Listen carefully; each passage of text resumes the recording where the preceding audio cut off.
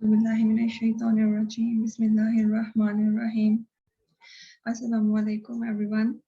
मैं उम्मीद करती हूँ कि आप सब ईमान और सेहत की बेहतरीन हालत में होंगे। तो हम आज पढ़ने लगे हैं मैथमेटिक्स क्लास 10 साइंस ग्रुप। हमने यहाँ पर यूनिट नंबर 1 स्टार्ट किया हुआ था, जिसके अभी तक हम 3 एक्सरसाइजेस कर चुके हैं। आज हमने एक्सरसाइज नंबर 1.4 स्टार्ट करनी है, लेकिन उसे स्टार्ट करने से पहले कुछ कॉन्सेप्ट्स हैं जो हमें पता होना चाहिए। सबसे पहला कॉन्सेप्ट है रेडिकल इक्वेशंस के। रेडिकल इक्वेशंस क्या होती हैं?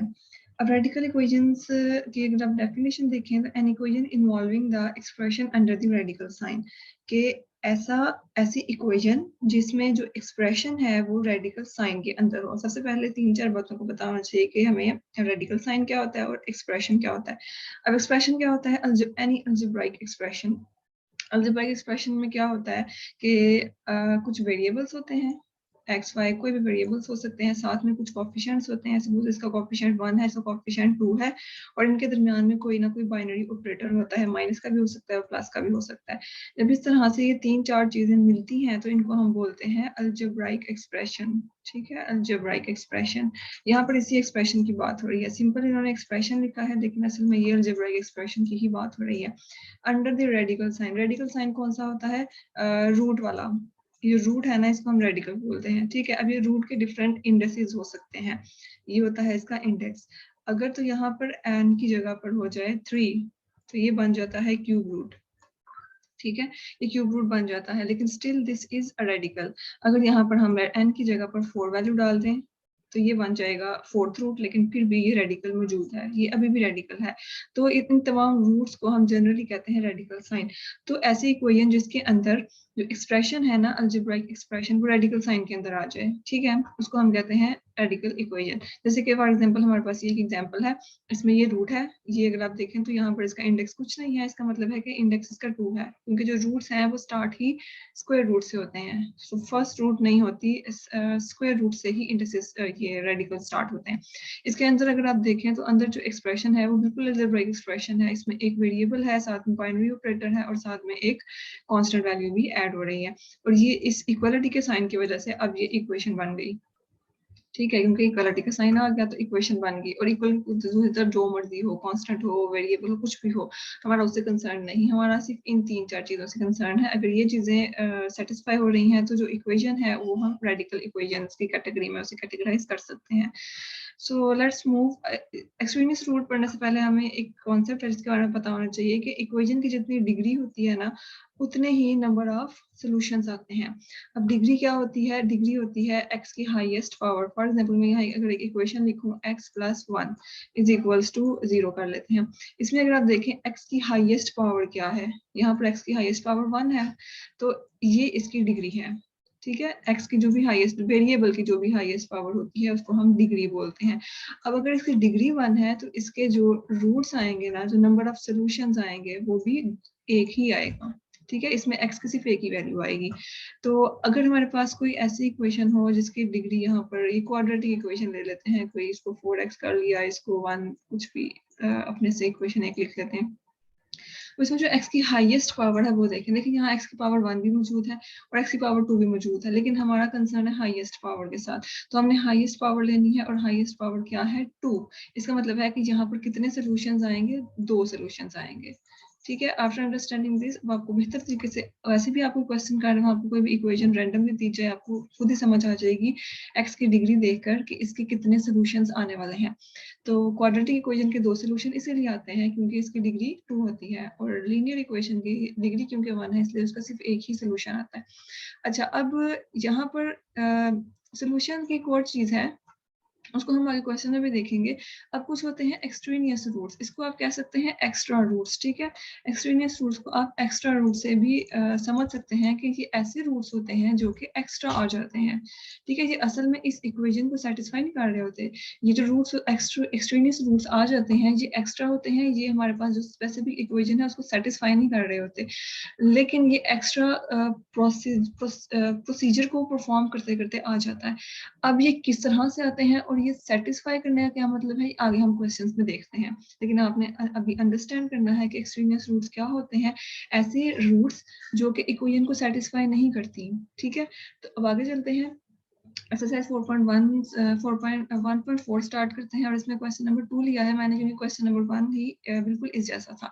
तो क्वेश्चन नंबर 2 करते हैं। इसमें देखें ये आपके पास एक है रेडिकल इक्वेशन, क्योंकि इसमें एक्सप्रेशन है और ऊपर रेडिकल साइन है और साथ में इक्वालिटी का सिंबल भी है, तो ये एक रेडिकल इक्वेशन है। अब रेडिकल इक्वेशन को आपने सॉल्व करना है। सॉल्व करने का मतलब है कि उसमें मौजूद वेरिएबल की आपने वैल्यू निकालनी है, तो हमने एक्स की वैल्यू फाइंड आउट करनी है। ठीक है, एक्स की वैल्यू हमने फाइंड आउट करनी है। अब इसको हम किस तरह से निकालेंगे? इस ये वाला एक्सप्रेशन का तो कोई मसला नहीं है, इस एक्सप्रेशन का असल में मसला है, क्योंकि ये एक्सप्रेशन रेडिकल के अंदर है। जब तक इसको रेडिकल से बाहर नहीं निकाला जाएगा, हम इसमें एक्स की वैल्यू को सॉल्व नहीं कर सकते। जो फर्स्ट स्टेप है हमारे पास, वो होगा कि हम इस इक्वेशन को रेडिकल फ्री बनाएं। ठीक है, स्टेप 1 हम करते हैं कि इस इक्वेशन को हमने रेडिकल फ्री बनाना है। ये जो रेडिकल है इसको खत्म करना है। अब हमने जो भी ऑपरेशन खत्म करना होता है उसका इनवर्स ऑपरेटर अप्लाई करते हैं। ठीक है, अब यहाँ पर जो रेडिकल है ना, ये रूट है।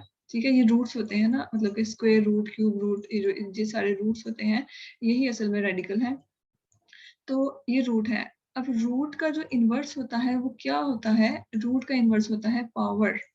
ठीक है, रूट का इनवर्स होता है पावर। तो अगर आपने रूट को खत्म करना है तो आप पावर ले लें। जितने इंडेक्स का रूट था उतनी ही आपने पावर ले लेनी है। अब यहाँ पर अगर आप देखें तो यहाँ इंडेक्स की जगह कुछ भी नहीं है ना, यहाँ पर कुछ भी मौजूद नहीं है। इसका मतलब है कि जो इंडेक्स है, अंडरस्टूड सी बात है कि ये स्क्वायर रूट है। ठीक है, पहला जो रूट है वो होता ही स्क्वायर है। अच्छा, अब स्क्वायर रूट को खत्म करने के लिए आपको स्क्वायर पावर लेनी पड़ेगी, तो हम लिखेंगे taking square on both sides. तो अब दोनों साइड्स पे जाहिर है अगर हम खुद से कोई ऑपरेट कर रहे हैं तो हमें उसको इक्वेशन की दोनों तरफ करना पड़ेगा, ताकि इक्वेशन बैलेंस रहे, उसमें कोई फर्क ना पड़े। तो दोनों साइड्स पे जब आपने स्क्वायर अप्लाई कर दिया तो जो रूट है वो तो रूट को इसलिए कैंसिल कर दिया। ठीक है, पीछे हमारे पास अंदर वाला एक्सप्रेशन बाहर आ जाएगा। अब ये बन गया है होल स्क्वायर। दो टर्म्स ऐड हो रही हैं, सब्ट्रैक्ट हो रही हैं और उसके ऊपर होल में एक पावर आ रही है। तो अब इसके ऊपर हमने होल स्क्वायर वाला फॉर्मूला अप्लाई करना है। होल स्क्वायर का फॉर्मूला क्या होता है? फर्स्ट टर्म का स्क्वायर, जो सेंटर वाला साइन होता है ना, वो यहाँ पर सेंट्रल टर्म में आना होता है। ठीक है, सेंट्रल टर्म में ये वाला साइन आता है जो सेंटर में होता है। टू फॉर्मूले का first term multiply by second term, ये फर्स्ट टर्म है और ये सेकंड टर्म है, इनको आपस में हमने मल्टीप्लाई करा दिया। उसके बाद प्लस, यहाँ पर हमेशा प्लस आएगा। ठीक है, ये जो आखिरी वाली टर्म है ना, सेकंड टर्म का स्केल, इसमें हमेशा प्लस आएगा। साइन का फर्क सिर्फ सेंट्रल टर्म के अंदर पड़ता है। इसको ओपन करें तो जो स्केयर है ये 3 के ऊपर भी अप्लाई होगा, ये वेरिएबल के ऊपर भी अप्लाई होगा। 3 का स्केयर 9 आ जाएगा। हम जब ओपन करेंगे तो इस तरह से कुछ इक्वेशन बन जाएगी। अब इसको हमने सॉल्व करना है। अब यहाँ पर भी वाला हम अपने पुराने कॉन्सेप्ट्स को रिवाइज करेंगे कि या तो आप इस पूरी चीज को उठाकर लेफ्ट हैंड साइड पे ले जाएं या इन दोनों को उठाकर राइट हैंड साइड पे ले आए। ठीक है, दोनों तरह से आपका आंसर ठीक आएगा, लेकिन हमने सबसे सिंपल चीज को पकड़ना है कि सबसे सिंपलेस्ट स्टेप कौन सा होगा। तो हमने कोशिश करनी है जो एक्स की हाईएस्ट पावर है ना वो नेगेटिव ना हो। एक्स की हाईएस्ट पावर का जो कोफिशिएंट है वो नेगेटिव ना हो। तो इसका मतलब है कि हम इसको यहीं रन देते हैं और इन सारी चीज़ों को उठाकर हम ले जाते हैं राइट हैंड साइड पर। जब आपने इनको राइट हैंड साइड पर ले गए तो अब देखें जो सेम वेरिएबल्स हैं उनको आपस में ऐड सब्ट्रैक्ट कर लें। ये है एक्स और ये है एक्स, इनके जो कोफिशिएंट्स हैं वो आपस में ऐड हो जाएंगे। और ये है कांस्टेंट और ये है कांस्टेंट, इन दोनों को फिर आप आपस में ऐड या सब्ट्रैक्ट जो भी ऑपरेटर हो रहा है उसको परफॉर्म कर दें। एक्स केवल एक ही टर्म है इसलिए इसको हम नहीं छेड़ेंगे। अच्छा, अब इक्वेशन की जो स्टैंडर्ड फॉर्म होती है उसमें जीरो जो है वो राइट हैंड साइड पे होता है, तो हम सिंपल इसको सीधा कर लेंगे। अब ये है एक क्वाड्रेटिक इक्वेशन। ठीक है, ये आपके पास एक क्वाड्रेटिक इक्वेशन आ गई। क्वाड्रेटिक इक्वेशन को सॉल्व करने के हम मेथड्स देख चुके हैं, 3 एक्सरसाइजेस में हम यही करते रहे हैं। अब 3 मेथड है आपके पास। मेथड नंबर 1 है फैक्टराइजेशन, मेथड नंबर 2 है क्वाड्रेटिक फार्मूला और मेथड नंबर 3 है कंप्लीटिंग स्क्वायर। अब सबसे पहले हम फैक्टराइजेशन से ही स्टार्ट किया करेंगे, क्योंकि सबसे सिंपलेस्ट मेथड जो है वो फैक्टराइजेशन है। अगर तो फैक्टर्स बनते हैं तो ठीक है, अगर नहीं बनते तो फिर आप क्वाड्रेटिक फार्मूला की तरफ जाया करेंगे। कंप्लीटिंग स्क्वायर मेथड हम we are least interested in that method, बस हम ज्यादातर इन दो मेथड्स को ही यूज करते हैं। तो करते क्या है फैक्टराइजेशन में, आपने एक्स स्क्वायर का कोफिशिएंट देखा और ये जो कांस्टेंट टर्म है इसको देखा, इन दोनों का आपस में आपने कराया मल्टीप्लाई, यानी कि हमने 9 को मल्टीप्लाई कराना है 2 के साथ। ठीक है, तो आपके पास क्या आ जाएगा? आपके पास आ जाएगा 18।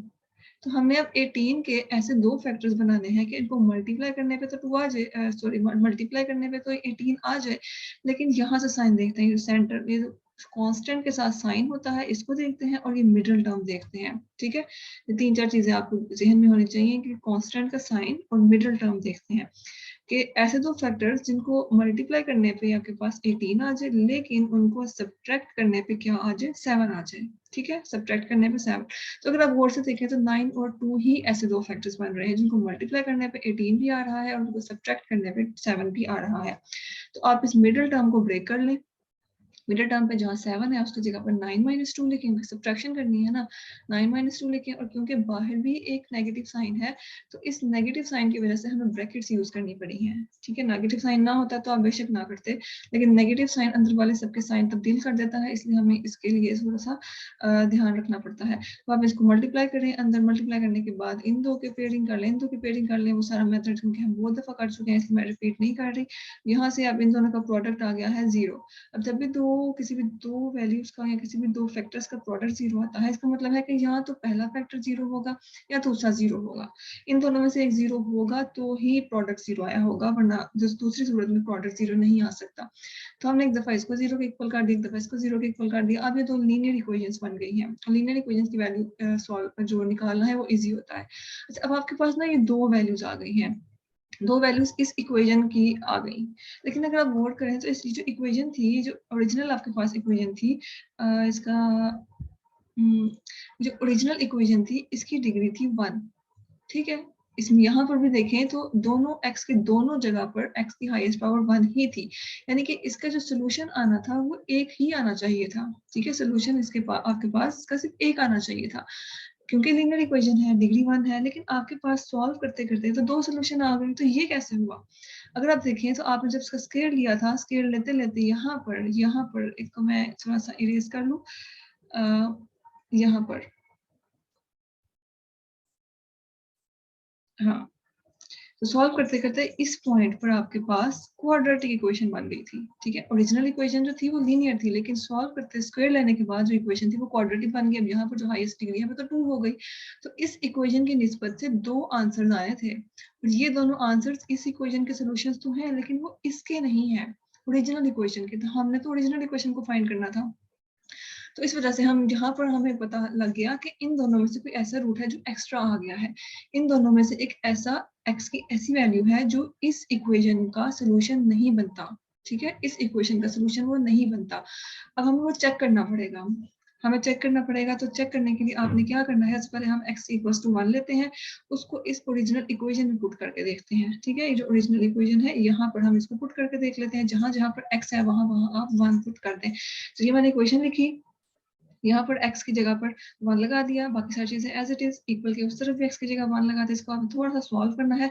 सॉल्व करके अब आपने देखा तो लेफ्ट हैंड साइड और राइट हैंड साइड इक्वल आ गई।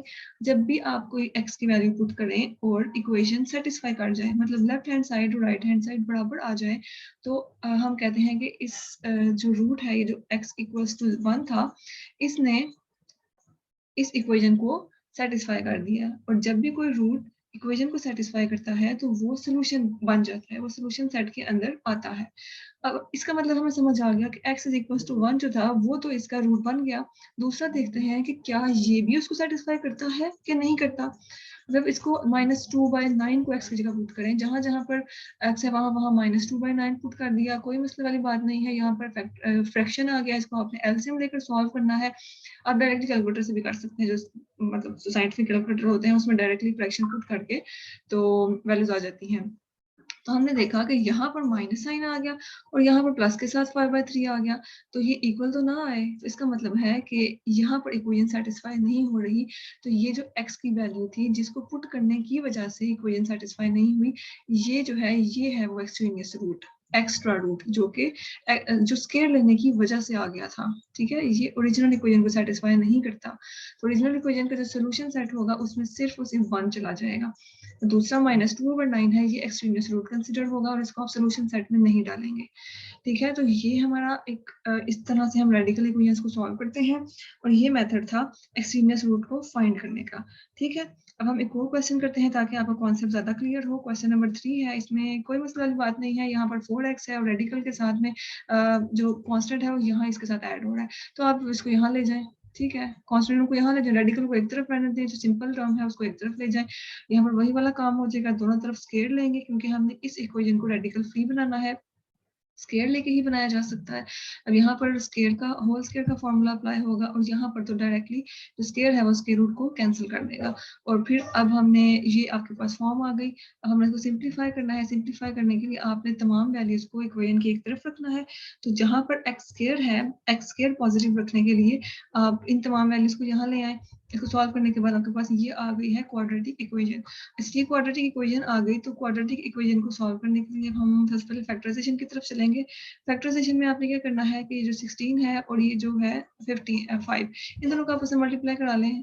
16 और 5 को आपस में मल्टीप्लाई कराएं। क्या जो भी आपके पास आंसर आएगा उसको आपने इस तरह से फैक्टराइज करना है कि मल्टीप्लाई करने पे मतलब वो आंसर आ जाए और माइनस करने पे यहाँ से साइन देखेंगे, माइनस करने पे 11 आ जाए।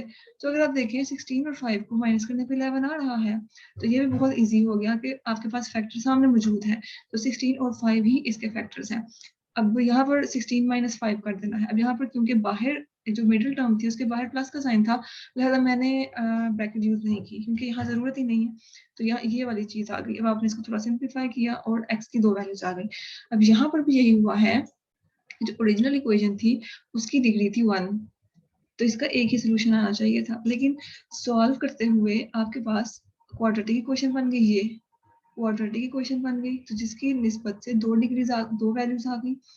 अब इन दोनों में से एक ऐसा सोल्यूशन है जो कि एक ऐसा रूट है जो कि इस इक्वेशन का सोल्यूशन नहीं बनता, तो हमें वो चेक करना पड़ेगा।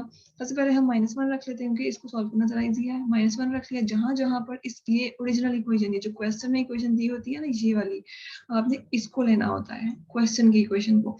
तो इसको लिया, जहां जहां x है वहां वहां -1 पुट कर दिया। इसको अगर थोड़ा सॉल्व करेंगे तो आप देखेंगे कि यहाँ -1 आ गया और यहाँ पर आ गया है 1।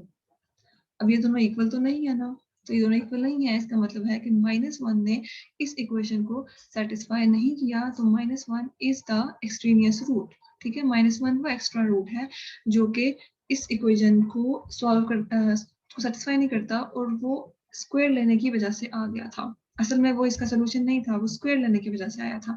दूसरा है, जाहिर सी बात है अगर -1 नहीं है तो 5/16 तो सोल्यूशन होगा ही। लेकिन उसको चेक कर लेते हैं। पहले पहले आप इसको चेक किया करेंगे, जब पेपर में करने लगेंगे तो मे भी आप इसको स्किप कर सकते हैं, लेकिन अभी आप इसको करेंगे। अब जहां जहां पर x है वहां वहां 5/16 पुट कर देंगे। इसको थोड़ा सा हम जूम करके देख लेते हैं ताकि अच्छे से नजर आ जाए। यहाँ पर जहां जहां आपके पास x था वहां वहां 5/16 पुट किया, यहाँ पर 5/16 पुट किया, इनको मल्टीप्लाई किया तो ये कैंसिल आउट हो जाएंगे। यहाँ अंदर जो है आप देखें एलसीएम लिया जा रहा है। अगेन जरूरी नहीं है कि आप पूरा प्रोसीजर अप्लाई करें क्योंकि ये आपका मेन सवाल नहीं है, तो इसके आपको कोई नंबर नहीं मिलेंगे। अगर आप इसके स्टेप्स को मिस करेंगे तो नंबर कटेंगे भी नहीं। इसलिए आप वो जो कैलकुलेटर होता है साइंटिफिक कैलकुलेटर जिसमें फ्रैक्शन वाली वैल्यू डलती है वो वाला लें, उसके ऊपर इस वैल्यू को डालें, प्लस करके 14 डालें, आपके पास डायरेक्टली ये आंसर आ जाएगा। उसके बाद यहाँ से भी आप डायरेक्टली इसके रूट अप्लाई कर सकते हैं। तो देखें सेटिस्फाई हो गया। ठीक है, सेटिस्फाई हो गया, इसका मतलब है कि आपके सोल्यूशन सेट के अंदर 5/16 जाएगा। ठीक है, अब हम नेक्स्ट क्वेश्चन की तरफ चलते हैं। अब हम सेकंड टाइप की तरफ बढ़ रहे हैं। पहले जो मैंने 2 क्वेश्चंस कराए थे वो दोनों एक ही टाइप के थे। अब हम सेकंड टाइप की इक्वेशन की तरफ जाने लगे हैं। जो सेकंड टाइप की इक्वेशन है इसमें क्या हो रहा है, इसमें आपके पास 3 रेडिकल साइंस अपीयर हो रहे हैं, 3 रेडिकल एक्सप्रेशंस। तो इनको कैसे सॉल्व करेंगे, कोई मसला वाली बात नहीं है। पहला स्टेप जो है वो आपका हमेशा सेम ही हुआ करेगा। आपने इस वाली इक्वेशन को रेडिकल फ्री बनाना है। रेडिकल फ्री बनाने के लिए आपने पावर लेनी है। यहाँ पर रेडिकल स्क्वायर रूट ही है तो आप स्क्वायर ही लिया करेंगे हमेशा। अब यहाँ पर क्या होगा कि इन 2 टर्म्स के साथ स्क्वायर आएगा, ठीक है, यहाँ पर स्क्वायर लगेगा और इसके साथ स्क्वायर लगेगा। अब ये जो है इसमें तो देखें सिंपल स्क्वायर ने स्क्वायर रूट को कैंसिल कर दिया और यहाँ से ये वाली वैल्यू तो इजीली बाहर आ गई। लेकिन यहाँ अगर आप देखें तो 2 टर्म्स आपस में ऐड हो रही हैं और उनके ऊपर एक होल का स्क्वायर बन गया है। तो यहाँ पर a + b के होल स्क्वायर का फॉर्मूला लगेगा। तो कोई मसले वाली बात नहीं है। जहां पर हम लगाया करते थे a + b का होल स्क्वायर, ठीक है, वहीं पर आपने a चाहे जो मर्जी हो, चाहे a 1,00,000 क्यों ना हो, फॉर्मूला सेम रहेगा। तो a की वैल्यू यहाँ पर क्या है, ये, ठीक है, ये पहली वाली वैल्यू, और b की वैल्यू क्या है जो प्लस के बाद वाली है, ये। तो आपने क्या करना है, फर्स्ट टर्म का स्क्वायर लिख दिया, सेकंड टर्म का स्क्वायर लिख दिया, प्लस, अच्छा यहाँ पर ना जो साइन सेंटर में है वो यहाँ आ जाएगा, ये आ गया, तो मैंने यहाँ पर सेंटर वाला साइन लगा दिया। उसके बाद अब आपने क्या करना है, उसके बाद हमने टू फार्मूले का first term multiply by second term, ठीक है, फर्स्ट टर्म और सेकंड टर्म को आपस में मल्टीप्लाई करा दिया। अब ये तो डायरेक्टली स्क्वायर और स्क्वायर रूट कैंसिल हो जाएंगे, यहाँ पर स्क्वायर रूट कैंसिल हो जाएंगे, तो ये सारी टर्म आपके पास बाहर आ जाएगी। अब यहाँ पर क्या होगा कि एक ये स्क्वायर रूट वाली टर्म है और एक ये स्क्वायर रूट वाली टर्म है। अच्छा, दो पावर्स वाली दो रेडिकल्स आपस में मल्टीप्लाई होते हैं ना, तो ये हमने प्रॉपर्टी पढ़ी थी, इसको चेंज कर लूँ, ये हमने प्रॉपर्टी पढ़ी थी चैप्टर नंबर 2 में 9 क्लास में, कि अगर आपके पास दो रूट्स हैं वो आपस में मल्टीप्लाई हो रही हैं, ठीक है, रूट सेम है ना, देखिए ये भी स्क्वायर रूट है, ये भी स्क्वायर रूट है, तो हम इन दोनों वैल्यूज को एक रूट के अंदर लिखकर मल्टीप्लाई कर सकते हैं। तो ये हमारे पास जो रेडिकल है या पावर कह सकते हैं उसका एक लॉ था, उसकी एक प्रॉपर्टी थी। तो यहाँ पर मैंने यही वाला काम किया है कि जो अलग अलग रूट्स के अंदर वैल्यू थी उनको एक रूट के अंदर करके आपस में मल्टीप्लाई करा लिया। अब यहाँ पर वो फॉयल मेथड लगेगा कि फर्स्ट टर्म पहले इससे मल्टीप्लाई होगी, सॉरी पहले x से मल्टीप्लाई होगी, उसके बाद इससे मल्टीप्लाई होगी, उसके बाद 5 को पकड़ेंगे, 5x से मल्टीप्लाई होगा और उसके बाद 521 से मल्टीप्लाई हो जाएगा। इसको सॉल्व करने के बाद यहाँ पर हमने x और x को ऐड कर लिया और 5 को ऐड कर लिया। अब आप एक काम करेंगे, इन दोनों टर्म्स को उठाकर इक्वल के उस तरफ ले जाएं, हम यहाँ इक्वल के इस तरफ ले आए, इनको सॉल्व करें तो आपके पास इस तरह की एक वैल्यू आ जाएगी। अब अगर आप देखें, ये है आपके पास फाइनल रिजल्ट, ठीक है, अगर आप देखें तो रूट अभी भी मौजूद है, रेडिकल तो अभी भी कैंसिल नहीं हुआ। हमारा मकसद था इस इक्वेशन को मुकम्मल तौर पे रेडिकल फ्री बना देना, लेकिन ये मुकम्मल तौर पे रेडिकल फ्री नहीं बनी। इसको थोड़ा जूम करके देख लेते हैं। ये इक्वेशन अगर आप देखिए मुकम्मल तौर पे रेडिकल फ्री नहीं बनी, स्केल लेने के बाद अभी भी रेडिकल मौजूद है, तो इसका मतलब है कि आप दोबारा स्केल ले लें, ठीक है, एक और दफा स्केल ले लें दोनों तरफ, यहाँ पर होल का स्केल आ जाएगा, यहाँ पर इन दोनों के ऊपर स्केल आ जाएगा। अब देखिए स्केल है ना, तो पावर एक दफा 2 के ऊपर अप्लाई हो जाएगी और एक दफा इस रूट के ऊपर अप्लाई हो जाएगी, तो 4 आ जाएगा और यहाँ पर रूट कैंसिल हो जाएगा। यहाँ पर वही वाला काम होगा कि फर्स्ट टर्म का स्केल और फिर उसके बाद हम सेकेंड टर्म का स्केल लिखते हैं। इस तरह से इसका फार्मूला बनता है कि फर्स्ट टर्म, देखिए फर्स्ट टर्म यहाँ पर माइनस एक्स है, तो उससे कोई घबराने की जरूरत नहीं है, माइनस एक्स पूरे के पूरे को आप एक कंसिडर करेंगे। उसके बाद सेंट्रल टर्म जो है वो प्लस है, सेंट्रल टर्म प्लस आ गई और जो सेकंड टर्म है वो है 34, ठीक हो गया। तो आपने इन टर्म्स को यूज करते हुए फार्मूला आपके सामने है, उसको पुट करें, आपके पास वैल्यूज आ जाएंगी। अब यहाँ पर दोनों जगह एक्स स्क्वायर वाले टर्म्स मौजूद है, तो आपने देख लेना है कि एक्स स्क्वायर का जो कॉफिशिएंट बड़ा है वो नेगेटिव ना हो, और फिर अपनी मर्जी के मुताबिक आप इसको रीअरेंज करके एक क्वाड्रेटिक इक्वेशन जनरेट कर लेंगे। अच्छा, अब ये क्वाड्रेटिक इक्वेशन आ गई। क्वाड्रेटिक इक्वेशन में सबसे पहले हमने फैक्टराइजेशन का मेथड देखना है। तो फैक्टराइजेशन के मेथड में 3 को पहले आप मल्टीप्लाई करा लें 736 से, 736 से मल्टीप्लाई कराएंगे तो आपके पास ये वैल्यू आएगी, ठीक है, यहाँ पर मैंने ये बनाया, ये वैल्यू आएगी 2208, 2208। अब 2208 के पहले फैक्टर्स बनाने की कोशिश करते हैं, अगर तो बन गए तो वेल एंड गुड, अगर नहीं बने तो फिर हम इसके ऊपर अप्लाई कर लेंगे क्वाड्रेटिक फार्मूला। अच्छा, इसको आपने क्या करना होता है, क्योंकि ये बहुत बड़ी वैल्यू है, तो मैंने आपको बताया हुआ है कि जो बहुत बड़ी वैल्यू आ जाती है, तो बहुत बड़ी वैल्यू में आपने वो एलसीएम वाले मेथड की तरफ नहीं जाना। आपने क्या करना है, जो वैल्यू है उसको आपने 1 के साथ रखना है। 1 के साथ रखने के बाद आपने पहली वाली टर्म को डिवाइड करते जाना है और दूसरी टर्म को उस नंबर से मल्टीप्लाई कराते जाना है, ठीक है। तो अगर आप देखें कि इसके यूनिट प्लेस में 8 है, 8 इज एन इवन नंबर, तो इसका मतलब है ये पूरा नंबर 2 के लेवल से डिवाइड हो जाएगा, क्योंकि इवन नंबर बन गया। 2 से इसको डिवाइड करें और 2 से इसको मल्टीप्लाई कराएं, तो अभी भी बहुत बड़ी वैल्यू है। असल में हमें फैक्टर्स कौन से बनाने हैं, ये बनाने हैं कि इसको माइनस करने पे आ जाए 172, माइनस करने पे 172, तो इनको माइनस करने में तो 172 नहीं आ रहा, इसको अगेन डिवाइड करें आप, फिर 2 के साथ डिवाइड होंगे, ये फिर से इवन नंबर आ गया, तो और इसको 2 से मल्टीप्लाई करा दें, ये अभी भी इन दोनों को माइनस करने से 172 नहीं आ रहा, फिर डिवाइड करें, इसको डिवाइड करें पहली वाली टर्म को और दूसरी टर्म को मल्टीप्लाई करा दें। इनको देखिए, इनको माइनस करने में अभी भी 172 नहीं आ रहा, अब इसको मजीद डिवाइड किया आपने, इसको डिवाइड किया और इसको मल्टीप्लाई किया, तो अब अगर आप देखें तो 138 को 138 तो 172 से भी छोटा हो गया है, तो ऐसा पॉसिबल ही नहीं कि 138 में से आप कुछ माइनस करें और 172 आ जाए, ऐसा पॉसिबल ही नहीं है। इसका मतलब है यहाँ फैक्टराइजेशन वाला मेथड फेल हो गया, तो हम यहाँ पर ये वाला मेथड नहीं लगाएंगे, हम यहाँ पर क्वाड्रेटिक फार्मूला लगाएंगे। क्वाड्रेटिक फार्मूला में क्या होता है कि जो फर्स्ट टर्म है ना, एक्स स्क्वायर का जो कॉफिशिएंट है, एक्स स्क्वायर का कॉफिशिएंट होता है 3 और एक्स का कॉफिशिएंट 3 होता है, और जो b है ना, जो x है उसका कॉफिशिएंट b होता है, और जो कांस्टेंट टर्म है वो हमारे पास c बन जाती है। तो यहाँ हमने इन वैल्यूज को डाल दिया, वैल्यूज को डालने के बाद इन वैल्यूज को डालने के बाद आपने क्या करना है कि क्वाड्रेटिक फार्मूला है ये। क्वाड्रेटिक फार्मूला के अंदर आपने वैल्यूज डाली, ठीक है, इस वैल्यूज डाली, वैल्यूज डालने के बाद अब आपने सॉल्व की। सिंपल सिंप्लीफिकेशन है, कोई इतनी मसले वाली बात नहीं है। अगर फिर भी मसला होता है तो मैं आपको समझा दूंगी। अच्छा, अब हमने इनको अलग अलग करके लिखना है। प्लस माइनस है ना, प्लस माइनस, इसको अलग अलग करके लिख लें। अलग अलग करके लिखेंगे, एक बार वैल्यू माइनस में आ गई, एक बार वैल्यू प्लस में आ गई। जब आपने सॉल्व किया तो एक एक्स की वैल्यू ये आ गई, एक एक्स की वैल्यू ये आ गई। अब अगेन यहाँ पर जो हमारी ओरिजिनल इक्वेशन थी, अगर आप देखें तो इसकी डिग्री 1 थी, हर तरफ एक्स की हाईएस्ट पावर 1 ही थी, यानी एक्स की हाईएस्ट पावर 1 है, एक्स की वैल्यू एक ही आनी थी, लेकिन वो स्केयर लेने की वजह से क्वाड्रेटिक इक्वेशन बन गई। अब इनमें आपने जो है चेक करना है कि एक्सट्रीमियस रूट कौन सी है। 4 पुट करें, जहां जहां पर x है वहां वहां 4 पुट कर दिया तो ये सेटिस्फाई कर गया, इसका मतलब है 4 इज द सोल्यूशन, 4 हमारे पास सोल्यूशन बन गया। इस तरह से अब आपने दूसरी वाली वैल्यू को भी लेना है। वैसे जब आप बहुत ज़्यादा क्वेश्चंस कर लेंगे तो आपको फिर ये सब करने की जरूरत नहीं है। अगर एक वैल्यू सेटिस्फाई कर गई मतलब वो सोल्यूशन तो है, वो सोल्यूशन बन गई, तो दूसरी जाहिर सी बात है वो एक्सट्रीमली रूट ही होगी ना। तो ये देखें, अगर आप इसको थोड़ा सॉल्व करके भी देखेंगे तो यहाँ पर ये इक्वल नहीं आते, तो सोल्यूशन सेट के अंदर से 4 आएगा।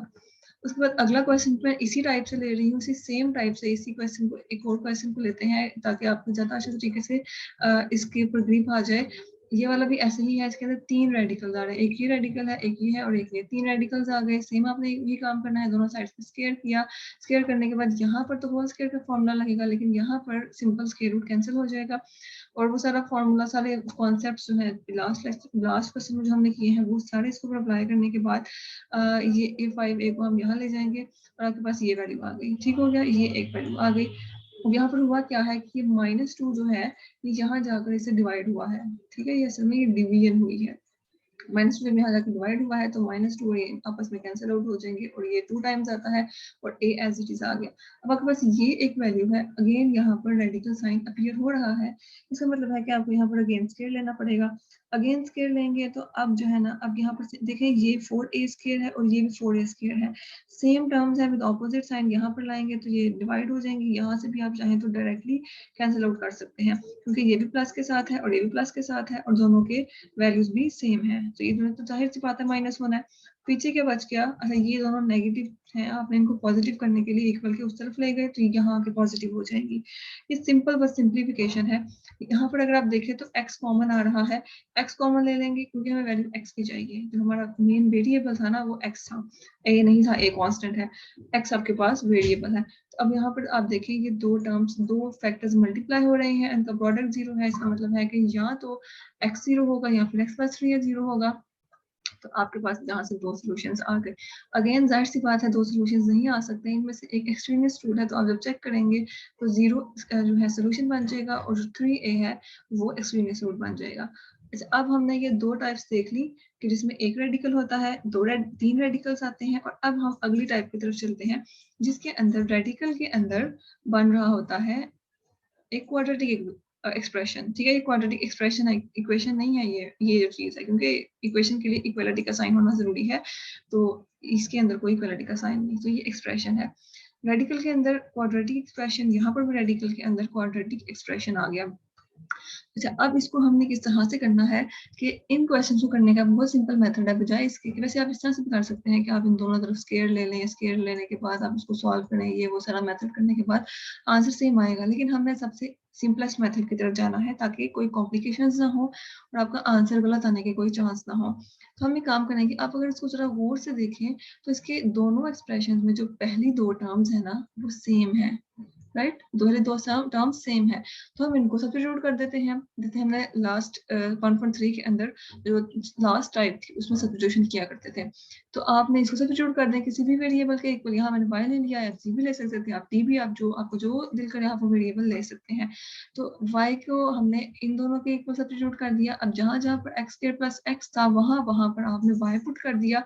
तो कहाँ पर हमने y पुट करना है, एक आपने इस जगह पर y पुट कर दिया, ये यहाँ पर, और एक आपने इस जगह पर y पुट कर दिया अंदर की तरफ। ठीक है, तो ये आ जाएगा y + 1 y - 1। अब अगर आप देखें तो इक्वेशन आपको वापस से लीनियर बन गई है और लीनियर इक्वेशन को आप इजीली सॉल्व कर सकते हैं, पीछे हम करके आए हैं।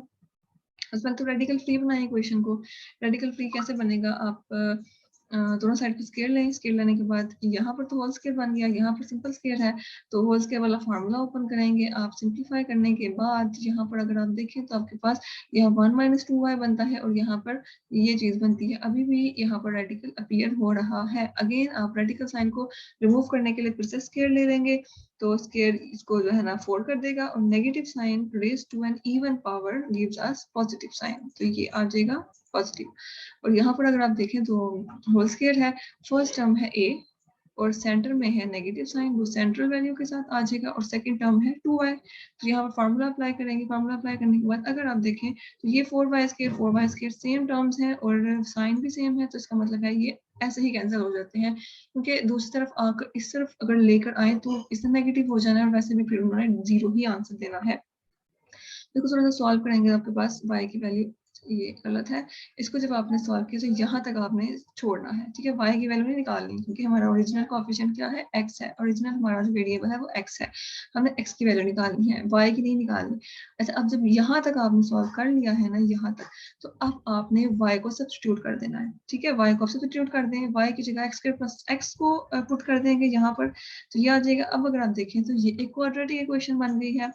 तो क्वाड्रेटिक इक्वेशन को पहले तो फैक्टर्स अप्लाई करने की कोशिश करें, फैक्टर्स अप्लाई नहीं होते तो हम क्वाड्रेटिक इक्वेशन की तरफ चलेंगे। आप इसको अप्लाई करके देखिएगा, यहाँ फैक्टर्स नहीं बनते, तो हम डायरेक्टली क्वाड्रेटिक इक्वेशन की तरफ चलते हैं। क्वाड्रेटिक इक्वेशन में आपने यहाँ पर फार्मूला लगाया, सॉरी क्वाड्रेटिक फार्मूले की तरफ चलते हैं। क्वाड्रेटिक फार्मूला अप्लाई कर दिया आपने, और अप्लाई करने के बाद ये 96 आ गया रूट के अंदर। 96 को आपने एलसीएम लेकर तो देखना है कि किस किस वैल्यूज के स्केयर बन रहे हैं। तो यहाँ पर इनका स्केयर बन गया, इनका स्केयर बन गया, और 3 तो किसी का 6 जो है किसी का स्केयर नहीं बनता, तो 6 पॉजिटिव छोड़ दिया। ये दोनों बाहर आ जाएंगे रूट से, और आप बाहर आकर मल्टीप्लाई हो जाएंगे, तो इनका आंसर 4 आ जाएगा। उसके बाद ये 4 देखें, यहाँ पर ये फर्स्ट टर्म है और ये सेकेंड टर्म है, यहाँ पर भी 4 कॉमन है और यहाँ पर भी 4 कॉमन है। रूट से बाहर की चीज आप कॉमन ले सकते हैं, तो आपने यहाँ से कॉमन ले लिया। अब नीचे 4 और 8 आपस में डिवाइड हो जाएंगे, तो ये आपके पास आंसर आ गया प्लस माइनस। ये 2 आंसर्स हैं, ठीक है, प्लस में अलग, माइनस में अलग, ये 2 आंसर्स आ गए। अच्छा, यहाँ पर मैंने ये सारी वैल्यू सोल्यूशन सेट में डाल दी है, मैंने चेक नहीं किया एक्सट्रीनियस रूट के लिए। इसकी क्या वजह है? क्योंकि एक्सट्रीनियस रूट उस वक्त अपीयर होते हैं जब आपकी जो ओरिजिनल इक्वेशन है, एक मिनट में इन सबको इरेज कर दूं ताकि आपको बेहतर तरीके से नजर आ जाए कि इक्वेशन क्या थी और वैल्यूज क्या निकलनी थी। तो ये है कि ओरिजिनल इक्वेशन थी, अगर ओरिजिनल इक्वेशन की डिग्री जो होती है, स्केयर लेने के बाद अगर डिग्री इंक्रीज हो जाए तो हमारे पास एक एक्स्ट्रा सोल्यूशन आ जाता है, ठीक है। एक एक्स्ट्रा सोल्यूशन उस वजह से आता है। लेकिन अब क्योंकि यहाँ पर जो ओरिजिनल क्वेश्चन था, ओरिजिनल इक्वेशन में x की जो डिग्री थी वो 2 थी, इसका मतलब है इस निस्बत से इसके 2 सोल्यूशंस ही आने थे, ठीक है, 2 सोल्यूशंस आने थे। और जब आपने इसको सॉल्व किया, क्योंकि हमने सब्स्टिट्यूट कर दिया था ना, सॉल्व करने के बाद आपने देखा यहाँ पर भी आपके पास इसकी डिग्री 2 ही बनी है, ठीक है, यहाँ पर भी इसकी डिग्री 2 ही बन गई। तो यहाँ पर भी डिग्री 2 बनने से तो सोल्यूशन यहाँ पर भी 2 ही आएंगे। तो इसके भी, इस इक्वेशन के भी सोल्यूशन 2 आए हैं, ओरिजिनल इक्वेशन के भी 2 आने थे। इसका मतलब है कि जो 2 सोल्यूशंस आए हैं यही एक्चुअल सोल्यूशन थे, कोई एक्स्ट्रा सोल्यूशन नहीं आया। तो यहाँ पर आपको चेक करने की कोई जरूरत नहीं है। अगर तो ओरिजिनल इक्वेशन की डिग्री और लास्ट वाली डिग्री में कोई फर्क ना आए तो कोई फर्क, तो आपको एक्सट्रीनियस रूट चेक करने की जरूरत नहीं है। लास्ट क्वेश्चन है, इसको करते हैं, उसके बाद हम वाइंड अप करेंगे इस वीडियो को। यहाँ पर अगर आप देखें तो ये भी उसी टाइप से है, इसमें क्वाड्रेटिक एक्सप्रेशन है अंदर रेडिकल की, यहाँ पर भी क्वाड्रेटिक एक्सप्रेशन है। पहली 2 टर्म्स जो है यहाँ पर भी सेम है, पहली 2 टर्म्स यहाँ पर भी सेम है, तो आप इसको लेट कर लेंगे किसी y के इक्वल। मैं इसको y ले लेती हूँ, आप उसको z भी ले सकते थे। जब इनकी जगह पर सब्स्टिट्यूशन कर देंगे, वही वाला सारा मेथड अप्लाई करने के बाद आप देखेंगे ये इक्वेशन आपको मिली है, ठीक है। अब इसमें अगेन रेडिकल अपीयर हो रहा है, तो फिर से आप यहाँ पर स्केयरिंग करेंगे। अब देखिए यहाँ नेगेटिव साइन था, तो यहाँ पर नेगेटिव साइन आ गया था, -1 माइनस 2y, दोनों तरफ नेगेटिव आ गए। तो आप कंफ्यूज हो जाते हैं कि यहाँ पर हम लोग स्केयर का जो कंप्लीट स्केयर है उसका फॉर्मूला कैसे लगाएं। तो इसलिए यहाँ पर हम नेगेटिव साइन को कॉमन ले लेते हैं, ताकि नेगेटिव साइन कॉमन आ जाएगा। जब नेगेटिव साइन यहाँ से कॉमन आएगा तो अंदर वैल्यू बचेगी 1 + 2y, ठीक है, अंदर वैल्यू ये वाली बच जाएगी। तो फिर अब इजीली यहाँ पर स्केयर लगा सकते हैं ना, स्केयर का होल स्केयर का फॉर्मूला यहाँ पर लग सकता है। तो मैंने बस यही काम किया है, वरना तो होल स्केयर का फॉर्मूला इस पे भी लग जाना था। तो अब देखिए नेगेटिव साइन है ना, तो इस ये स्क्वायर है, ये इस नेगेटिव को भी पॉजिटिव करेगा और ये अलग से इस फैक्टर के ऊपर भी अप्लाई होगा, राइट? अब इसके ऊपर भी अप्लाई करेंगे, तो फर्स्ट टर्म का स्क्वायर, सेंटर वाला जो साइन है वो यहाँ पर आ जाएगा, ये जो सेंट्रल टर्म होती है, और वो सारा फार्मूला फिर एज इट इज लग जाएगा। कुछ कैंसिलेशन देखिए, ये कैंसिल हो गया यहाँ से, दोनों सेम है, और बाकी जो है ना y की वैल्यू आ गई। y की वैल्यू सॉल्व करने के बाद आपके पास ये चीज आई है। अब यहाँ तक स्टॉप करना है, क्योंकि हमें y की वैल्यू नहीं चाहिए, y की वैल्यू मत निकालने लग जाइएगा। हमें y की वैल्यू नहीं चाहिए, हमें x की वैल्यू चाहिए। तो y की वैल्यू इस पॉइंट पर आकर अब आप सब्स्टिट्यूट करेंगे, और सब्स्टिट्यूट करने के बाद अब आपके पास ये बन गई एक क्वाड्रेटिक इक्वेशन। यहाँ पर चेक कर लें कि फैक्टर्स बनते हैं कि नहीं, लेकिन यहाँ पर भी फैक्टर्स नहीं बनेंगे, राइट? अब हम यहाँ पर क्वाड्रेटिक फार्मूला लगाएंगे। क्वाड्रेटिक फार्मूला लगाने के बाद आपसे सिंपल सिंप्लीफिकेशन है और कुछ भी नहीं हो रहा।